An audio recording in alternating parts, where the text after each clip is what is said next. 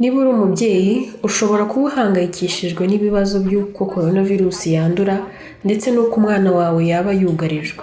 Ibihuha byarakwirakwijwe kuri murandasi kuva coronavirus cyangwa COVID-19 nk'uko bayita muri iki gihe yatangiye gukwirakwira. Bityo rero twasabye inzobere za UNICEF mu by'ubuzima kutugezaho ibimenyetso bifatika. Dore ibintu 6 tugomba kumenya.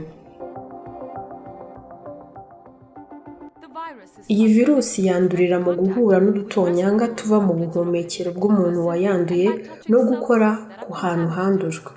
Bwira abana bawe bahagarare kuri metero 1 hagati yabo n'abantu bakorora, bitsamura, bakaba bafite n'umuriro. Ibimenyetso bya coronavirus bishobora kubamo gushyuhirwa, inkorora no kubura umwuka mu gihe cy'ubukana bwinshi. Ubwandure bushobora gutera umusonga cyangwa guhumeka bigoranye.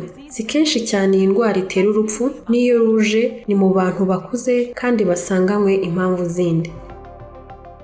Karaba intoki kenshi ukoresheje amazi n'isabune mu masegonda 20 byibura, cyangwa se ukoresha umuti wo gusukura intoki urimo alcohol. Pfuka umunwa n'amazuru igihe ukorora cyangwa witsamura, koresha mu nkokora gutya cyangwa se koresha tishu, nurangiza uhita ukajugunya ahabugenewe. Oya rwose, niba nta bimenyetso ufite si ngombwa kwambara mask. Gukaraba intoki nibyo by'ingenzi. Niba ukorora cyangwa witsamura, inama wagirwa ni ukwambara mask bityo ugafasha kurinda abandi.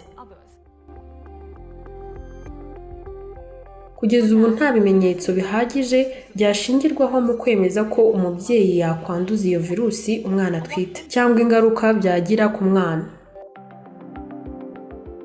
Kugeza ubu nta muti wihariye ukumira cyangwa uvura coronavirus nshya. Icyiza wakora ni ukugira isuku y'ibanze.